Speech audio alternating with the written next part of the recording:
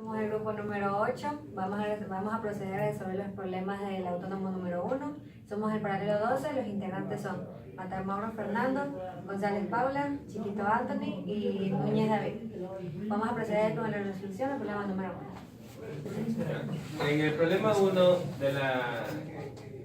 del trabajo autónomo nos dice que la aceleración está dada por la relación de una constante k dividida para x. También otros datos nos da que cuando la partícula tiene velocidad 15 metros en cada segundo, su posición es 0.6 metros y cuando tiene 9 metros por segundo es 1.2 metros. En el integral nos pide calcular la constante k. Se sabe que la aceleración es igual a la derivada de v con respecto a x por la velocidad. Entonces con esto se puede plantear una relación con menos k sobre x, de manera que nos quedaría v por dv igual a menos k dividido para x por el dx. Entonces integrando con los límites que ya nos dan la pregunta, nos da de 15 a 9 la velocidad y de 0.6 a 1.2 la posición. Entonces integrando con los conocimientos ya adquiridos en cálculo de una variable, se sabe que la integral quedaría velocidad al cuadrado dividido para 2 en los límites de integración de 15 a 9 igual a menos k logaritmo natural de x integrado de 0.6 a 1.2.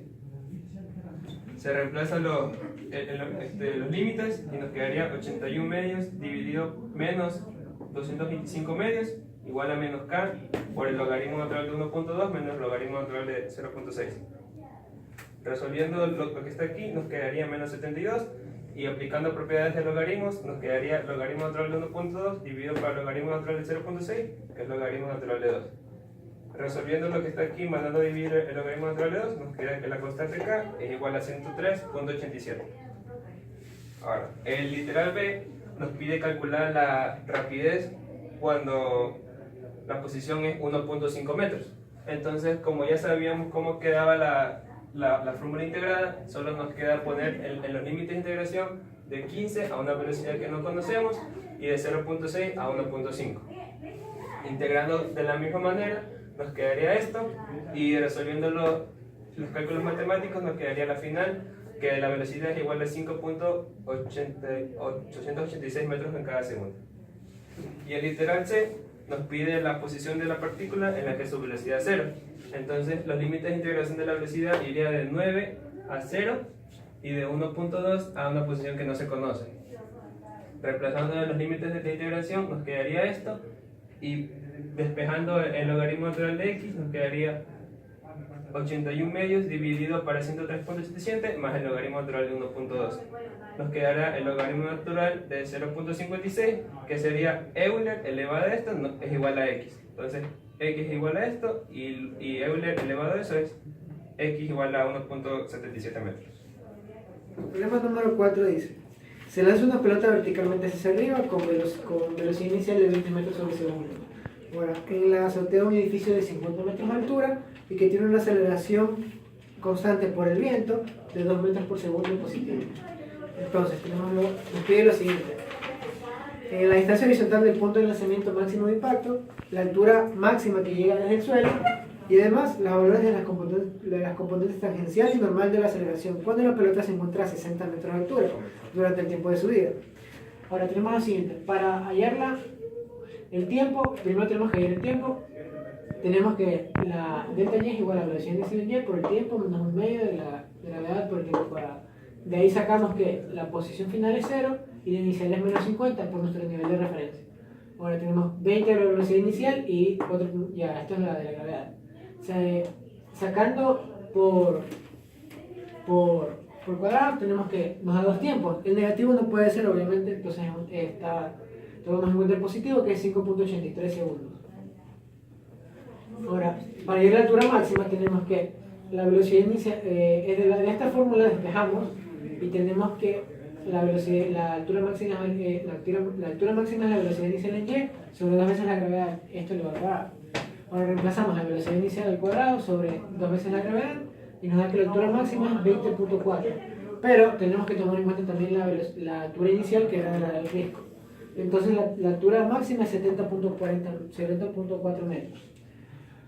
Ahora, Para hallar la velocidad que tiene, justamente cuando tiene 60 metros de altura, tenemos que, reemplazando, nos da, en vez de 50 nos da 10, la diferencia de 60. Ahora, el tiempo de subida nos da 0.58 segundos. Ahora, la velocidad inicial en Y tenemos que es 14.32 metros por segundo. En X es 1.16 y sacamos las componentes que nos dan la velocidad que tiene en el punto de 60 metros. Y nos da que es 14.37 metros sobre segundo. Ahora, para hallar las componentes de la aceleración, tenemos que en la aceleración X y la aceleración en Y. Y con el tiempo de 0.58 segundos. Tenemos que la aceleración tangencial es igual a la aceleración sencilla por el producto por la velocidad sobre el módulo de velocidad. Resolviendo eso, que la aceleración tangencial es menos 9.6 metros sobre segundo. La aceleración normal es la raíz de la aceleración sencilla al cuadrado menos la aceleración tangencial al cuadrado. Esto nos da que la aceleración normal es 2.8 metros sobre segundo. Y para hallar la aceleración que necesitamos, nos da, reemplazamos la aceleración que ya tenemos, la del viento, con la de la gravedad, y nos da que es 10 metros sobre segundo. Y tenemos la función. Problema número 3 nos dice: una rueda de 50 centímetros de diámetro tarda 10 segundos en adquirir una velocidad constante de 360 revoluciones por minuto. En el literal número A nos piden determinar la aceleración angular del movimiento. Entonces, tenemos los datos, tenemos lo que es el diámetro, que es 50 centímetros. Para hallar el radio lo dividimos para 2 y obtenemos que es 25 centímetros, pero debemos de pasarlo a metros. Por eso hacemos esta operación, que un metro tiene 100 centímetros y nos queda 0,25 metros. Listo, tenemos el tiempo, que es 10 segundos, la velocidad angular inicial, que es 0 radianes sobre segundo, y la velocidad angular final, que es 360 revoluciones por minuto. ¿Qué hacemos con esto? Esto lo vamos a llevar a radianes sobre segundo, porque es nuestra velocidad angular final. Entonces tenemos 360 revoluciones por minuto por 2pi radianes, que es una revolución por un minuto, que tiene 60 segundos. Resolviendo esta operación en la calculadora, tenemos que la velocidad angular final es de 37.70 radianes sobre segundos. Muy bien, luego de eso aplicamos la siguiente fórmula de cinemática, que es velocidad angular final, que es igual a la velocidad inicial angular más la aceleración angular por el tiempo. ¿Qué vamos a hacer aquí? Hallar la aceleración angular, entonces despejamos, pero podemos reemplazar la velocidad final angular, que es 37,70, igual a la velocidad inicial angular, que es 0, más la aceleración angular, que no la conozco, por el tiempo, que es de 10 segundos. Esto que está multiplicando lo mando a dividir, y 37.70 dividido para 10 me queda una aceleración angular de 3,77 radianes sobre segundo al cuadrado. Terminado el literal A. Ahora el literal B dice: cuando la rueda alcanza la velocidad anterior, ¿cuál es la velocidad lineal de un punto de la periferia? Muy bien, tenemos que saber que la fórmula de la velocidad lineal es igual a la velocidad angular por el radio. La velocidad angular ya la sacamos, que fue de aquí, ¿no? Que nos dio 37,70. Entonces lo vamos a reemplazar ahí. El radio ya lo tenemos, que es de 0,25. Reemplazando eso nos queda que 37.70 por 0,25 es igual a 9.40 metros sobre segundo. Resuelto el literal B.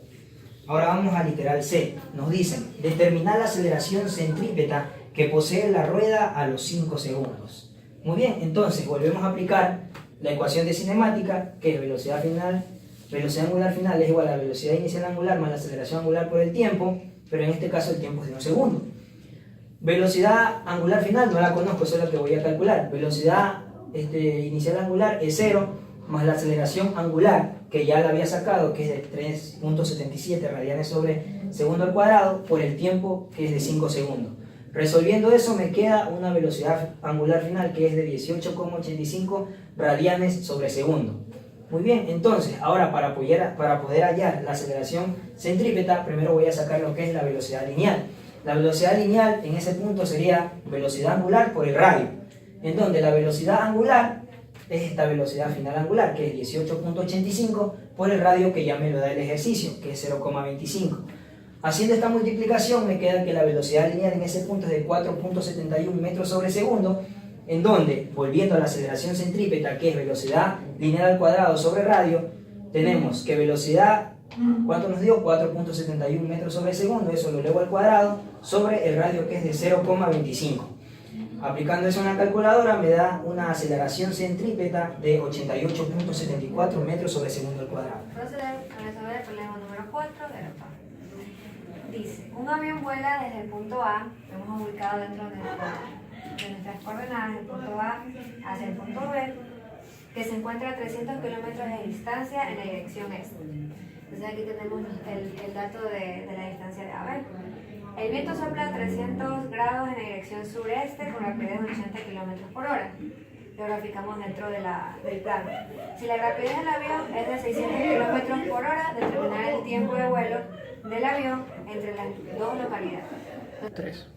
Ya bueno, entonces, nosotros sabemos cuando nos dan referencias sobre la velocidad de un vehículo y la velocidad de algo que interfiere en su dirección, entonces nosotros tenemos que usar conceptos de velocidad relativa. Porque en la velocidad relativa consideramos ambos aspectos, el del cuerpo y el de lo que está interviniendo a que se mueva de un punto a otro en dirección horizontal. Entonces, la fórmula es que la velocidad del avión con respecto a la Tierra es igual a la velocidad de B, lo hemos denominado como la velocidad del viento. Entonces tenemos que la velocidad del viento respecto a la Tierra más la velocidad del avión con respecto al viento. Entonces aquí estamos considerando las tres componentes y de las cuales tenemos los suficientes datos para poder alcanzar. La velocidad de A con respecto al viento nos da el problema, que es 600 km por hora. Y la velocidad de B tiene componentes, pero a nosotros más nos interesa la componente horizontal, ya que nosotros estamos ubicando dentro del ángulo 0 grados en dirección este. Entonces, usamos solamente la componente de horizontal de B, la cual es el ángulo opuesto, del lado opuesto del ángulo que nos da el problema. Entonces, tenemos que la velocidad de B por el seno de 30, la velocidad de B es 80 km por hora, todos los datos están en kilómetros por hora, por lo tanto, la velocidad del avión con respecto a la Tierra nos va a dar en kilómetros por hora con un resultado de 640 kilómetros por hora. Para sacar el tiempo que nos solicitan en el problema, tenemos la siguiente fórmula, que es la velocidad de A, o sea, la velocidad total, es igual a la posición de A con respecto a B, o sea, desde la posición inicial a donde quiere llegar, con respecto al tiempo. Ya, y después reemplazando, porque sí tenemos la posición, la distancia entre A y B, es 3.000 kilómetros sobre 640 kilómetros por hora. De ahí se nos van las unidades en kilómetros y nos quedan sobre horas. Esto ahora estoy viendo, pero al momento de simplificar nos queda en unidad máxima. Tenemos el tiempo que es igual a 4.7 horas.